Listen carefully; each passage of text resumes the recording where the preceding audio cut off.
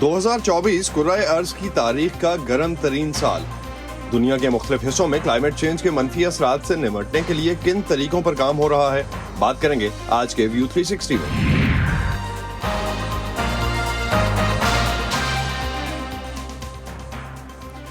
Voice of America के Washington studios में आप सबको खुशामदीद। आप देख रहे हैं प्रोग्राम व्यू 360 और मैं हूं असदुल्लाह खालिद।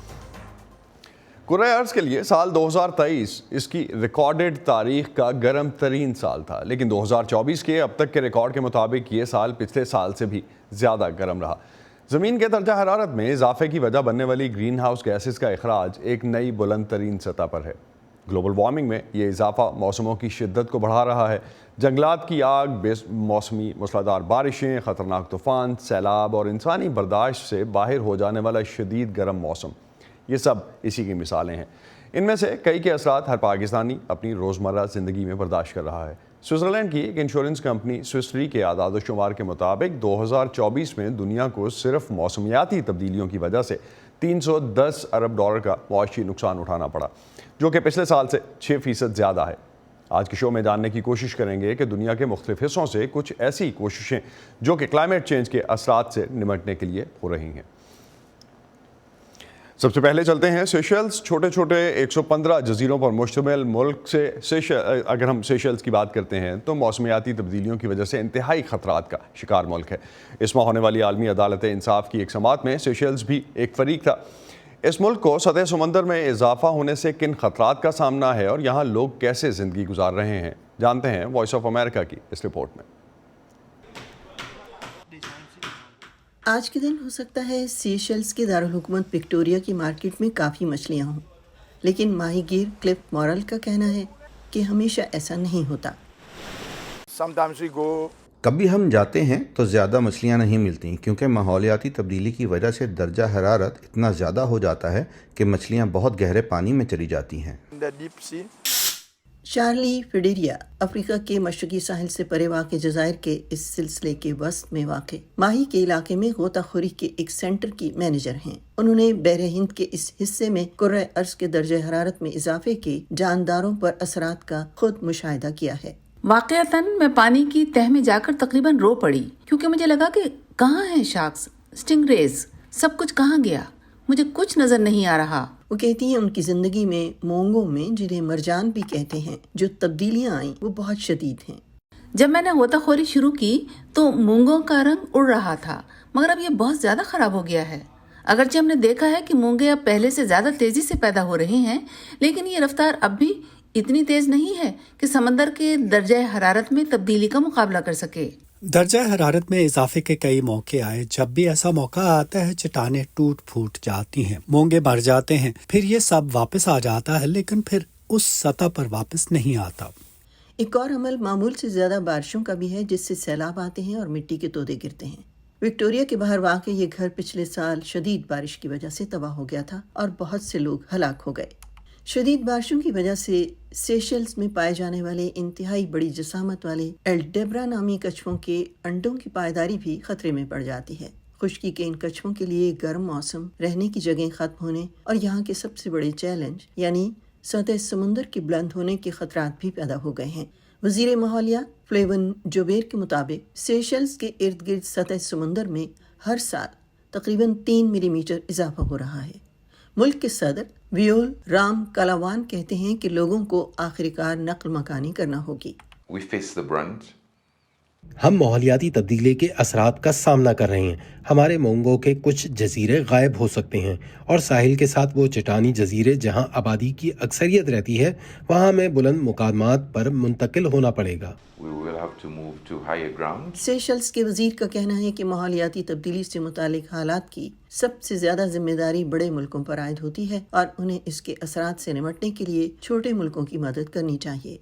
इनमें वो भी हैं जिनके वसाइल ज्यादा हैं और जिनके यहाँ मुज़र गैसों का अखराज कहीं ज्यादा है, और वो जिन्होंने इस अखराज से फ़ायदा उठाया है उन्हें आगे आना चाहिए और इक़दामात उठाने चाहिए, और हम जैसे मुल्कों को गैस के अखराज से निपटने और उनके मुताबिक तब्दीलियाँ करने में मदद के लिए मज़ीद वसाइल की पेशकश करनी चाहिए। اسی دوران حکومت اس امید کے ساتھ مونگوں کی چٹانوں کو بحال کر رہی ہے اور قابل تجدید توانائی کے استعمال پر زور دے رہی ہے کہ ان اقدامات سے لوگوں کی آمدنی کے ذرائع اور ان جانداروں کو محفوظ رکھنے میں مدد ملے گی جو سیشیلز کے 115 جزائر کو اپنا گھر کہتے ہیں۔ کیٹ پارٹنٹ کی رپورٹ کے ساتھ مدثرہ منظر، وائس آف امریکہ۔ اقوام متحدہ کی ایک رپورٹ کے مطابق دنیا میں سالانہ تقریباً 460 ملین ٹن پلاسٹک پیدا کیا جاتا ہے اور پاکستان کا حصہ اس میں تقریباً 33 لاکھ ٹن کا ہے۔ 33 لاکھ ٹن یعنی اتنا پلاسٹک کہ اسے اکٹھا رکھا جائے تو اس سے K2 جیسے 2 پہاڑ کھڑے کیے جا سکتے ہیں۔ پلاسٹک کی آلودگی کے انسانی اور جنگلی حیات اور قدرت کے لیے خطرناک اثرات کو دیکھتے ہوئے دنیا بھر میں وہ طریقے ڈھونڈے جا رہے ہیں جس سے اس آلودگی کو کم کیا جا سکے۔ ایک ایسی ہی کوشش لاہور میں بھی جاری ہے۔ سمن خان ہمیں بتا رہی ہیں لاہور کے ری سائیکلنگ یونٹ کے بارے میں۔ استعمال شدہ پلاسٹک کو کیسے دوبارہ استعمال کے قابل بنایا جا رہا ہے، آئیے جانتے ہیں۔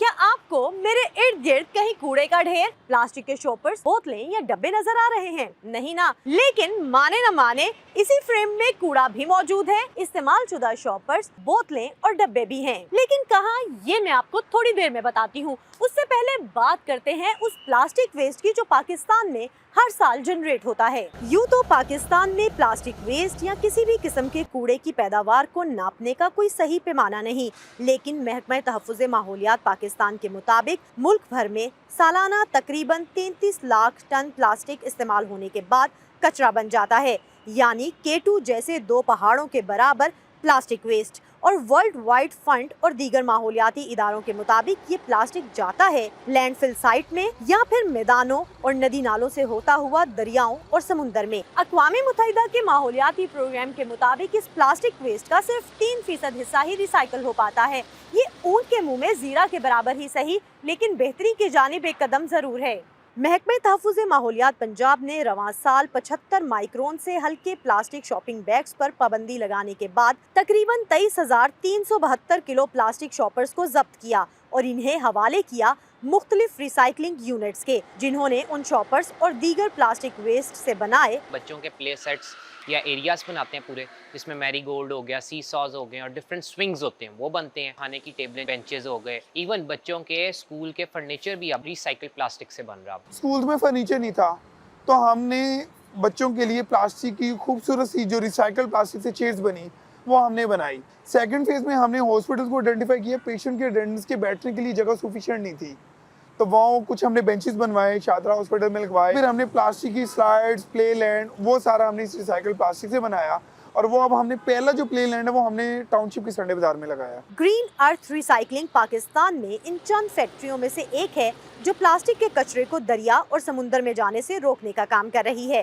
اس طرح ماحول پر پلاسٹک کا بوجھ تو کم ہو ہی رہا ہے، لیکن اس سے مزید فائدے بھی لیے جا رہے ہیں۔ ایسا فرنیچر جو آپ کے آؤٹ ڈور کے اندر رکھ دیا، جو نہ سردی، گرمی، دیمک، ان سارے چیزوں سے جب محفوظ ہوئے گا تو کیا ہوئے گا کہ لکڑی کی کٹائی بھی نہیں ہوئے گی، سارا چیزوں، یہ پورا ایک environment greener towards the greenery جاتا ہے، کیونکہ ہم کوئی ریسورسز ایکسٹریکٹ نہیں کرتے، ہم ایکسٹریکٹ ریسورسز کو ریسائیکل کر کے کچھ نہ کچھ اچھا بنا رہے ہیں۔ تو اب چلتے ہیں وہاں جہاں سے شروعات کی تھی۔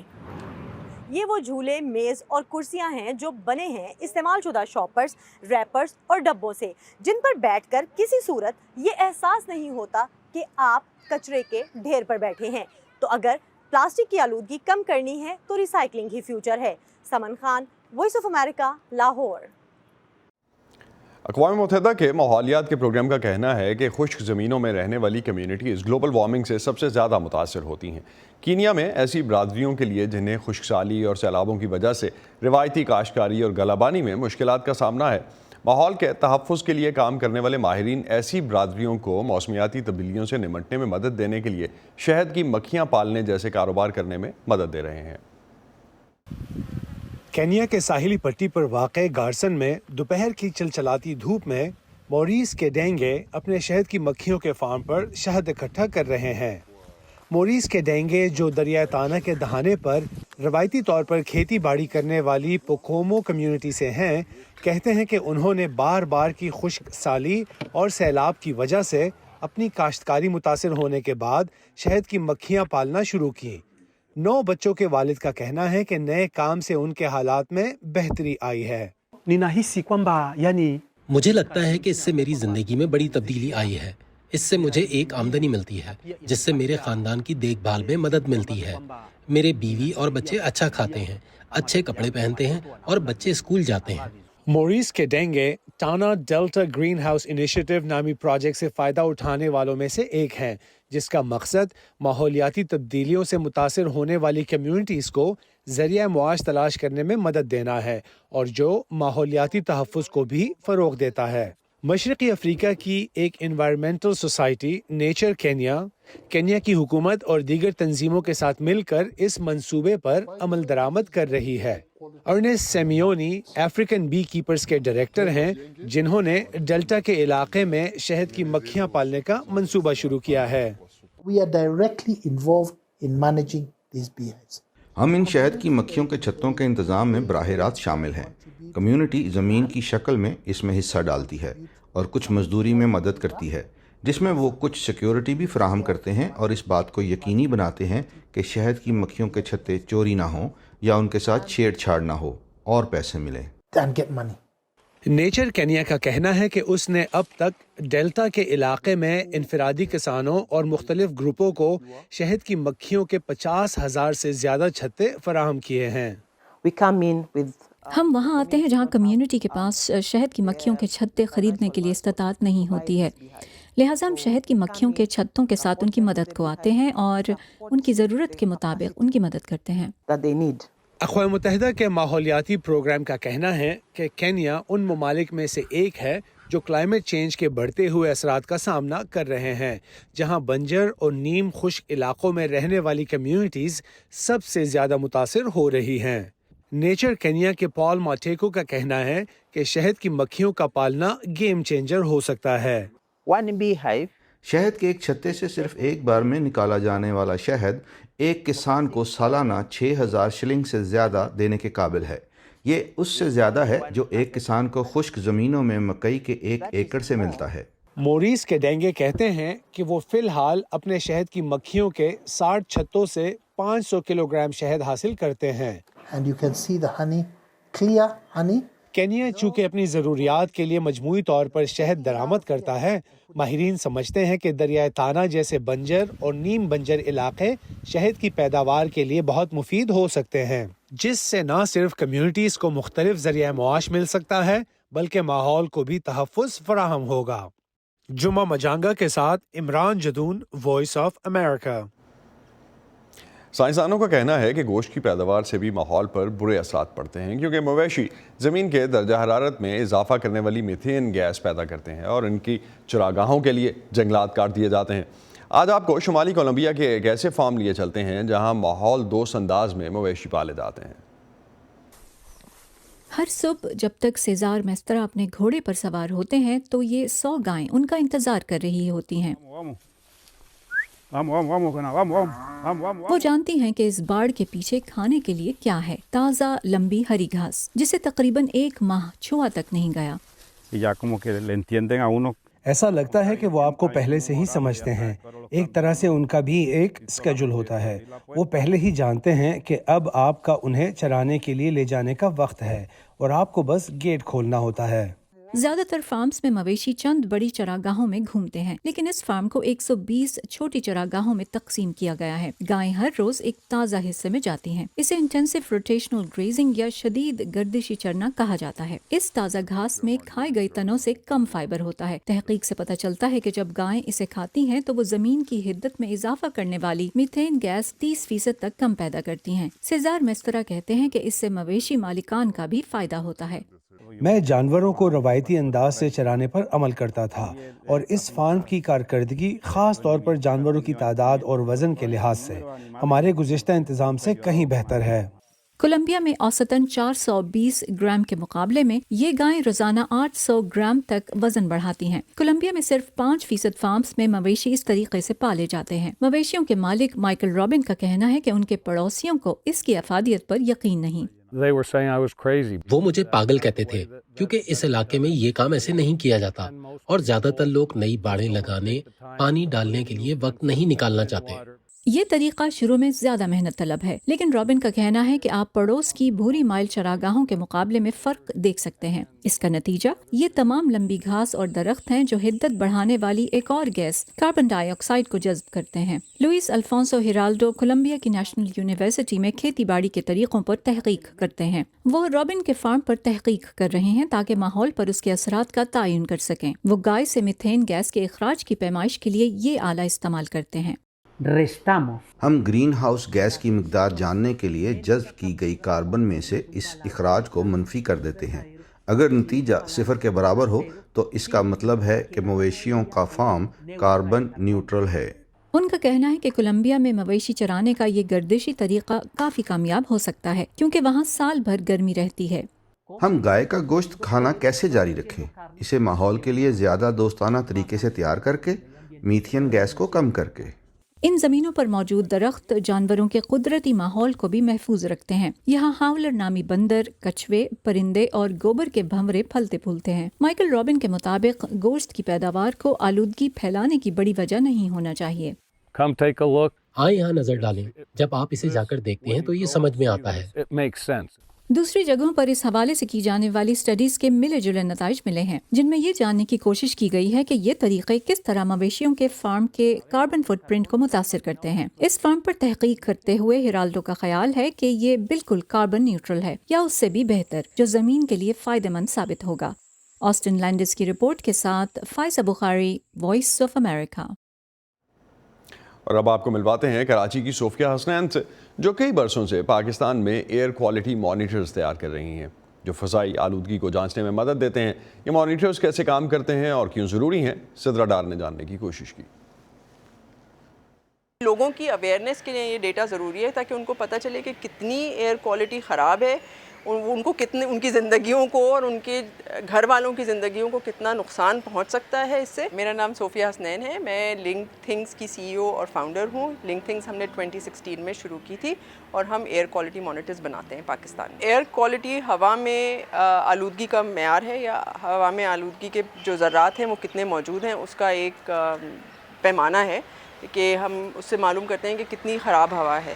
فضا میں وہ ذرات جو 2.5 مائکرو میٹر سے کم سائز کے ہیں۔ 2.5 مائکرو میٹر اگر کسی کو سمجھنا ہے تو ہمارے بال کا 1/50 حصہ، بال کا جو ڈایا ہے اس کو 50 حصے کریں، وہ اتنا باریک پارٹیکل ہے، اور یہ وہ پارٹیکل ہے جو اگر ہمارے جسم میں داخل ہو جاتا ہے تو ہمارے جسم میں کوئی بھی ایسا میکینزم نہیں ہے جو اس کو روک سکتا ہے بلڈ سٹریم میں جانے کے لیے، اور وہ ہماری بلڈ سٹریم میں جاتا ہے اور بہت ساری بیماریاں کریٹ کرتا ہے۔ تو یہ انڈیکسز بنانے کا یہ مطلب ہے کہ مختلف گیسز کے ساتھ اگر ہم دیکھیں تو ہمیں پتہ چل جائے ایئر کوالٹی کیا ہے، بجائے اس کے کہ ہر چیز کو الگ الگ دیکھا جائے۔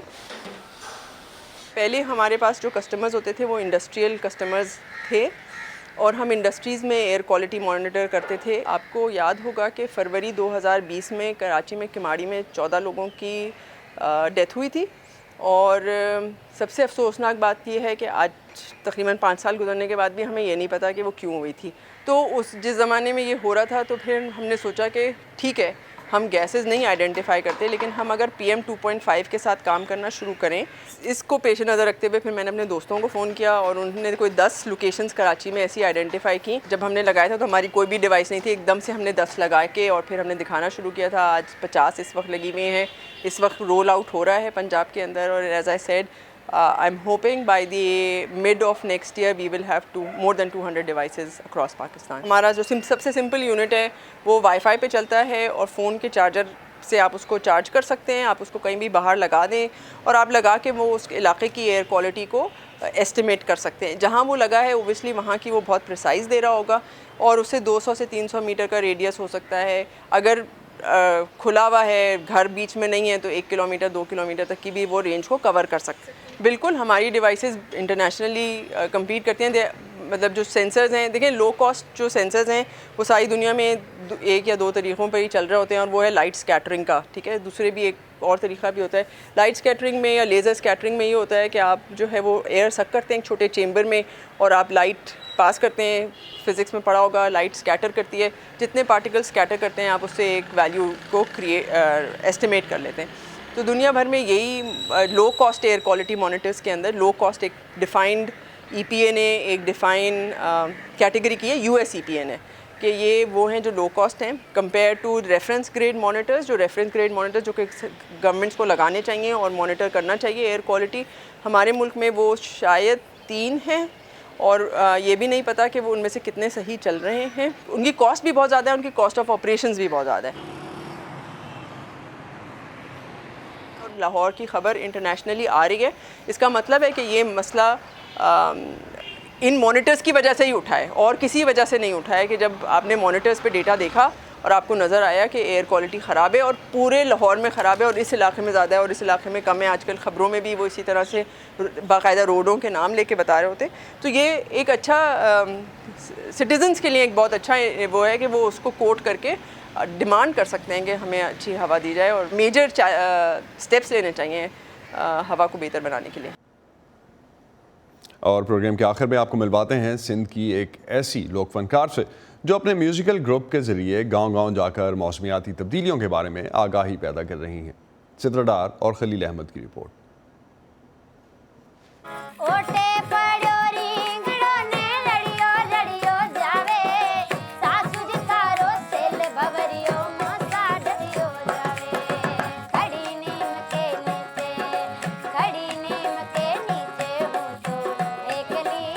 ہمارے گروپ کا نام سورمی ہے اور ہم اپنے گیتوں سے خاص طور پر تو عورتوں کو پیغام دے رہے ہیں کہ یہ جو سیلاب اور طوفان آ رہے ہیں اپنی تیاری رکھیں اور ہمت سے کام لے کیونکہ موسم بدل رہے ہیں. نمسکار, نمستے.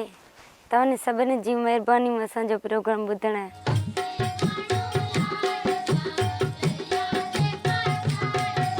मेरा नाम शंबाई और मैं टंडोलियार की रहने वाली हूँ और अपने गीतों से क्लाइमेट चेंज पर लोगों को पैगाम देती हूँ. 6-7 साल हो गए हम गाना गाने से और मेरे अब्बू गाते हैं और मेरे दादा भी गाते थे, उससे मैं सीखी हूँ और दूसरों को देखा कि मैं गाऊँ और मुझे भी शौक हुआ कि मैं गाना गाऊँ और आगे जाऊँ.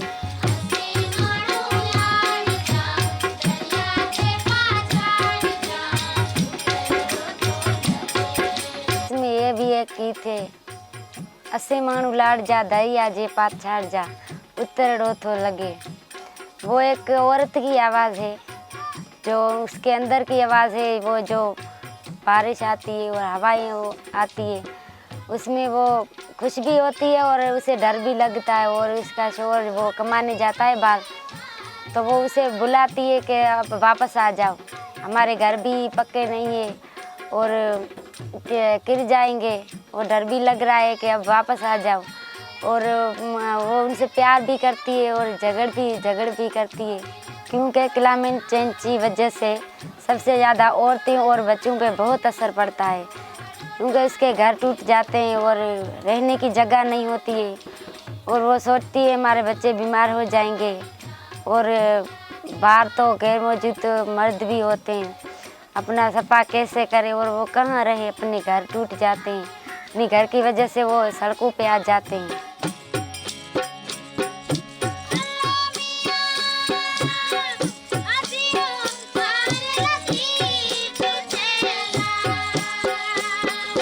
संगीत का रास्ता इसलिए चुना क्योंकि सिंध में रहने वाले लोगों को म्यूज़िक बहुत पसंद है और शाह लतीफ़ का कलाम पढ़ते हैं, सुनते हैं, पसंद करते हैं.